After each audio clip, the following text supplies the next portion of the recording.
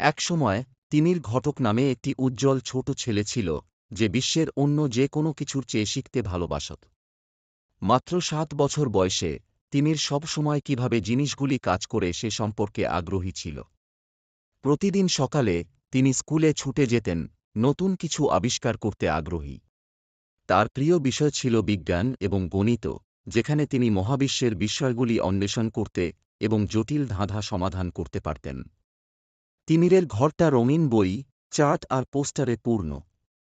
তার একটি গ্লোব ছিল যা তিনি প্রতি রাতে কাঁটান, কল্পনা করে যে সমস্ত জায়গা তিনি একদিন পরিদর্শন করবেন।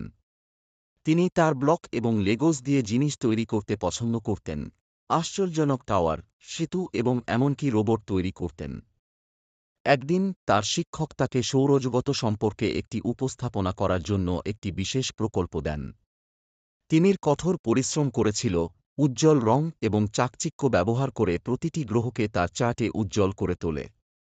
প্রেজেন্টেশনের দিন তার সহপাঠীরা অবাক হয়েছিল যে সে কিভাবে এত উত্তেজনার সাথে সবকিছু ব্যাখ্যা করেছিল।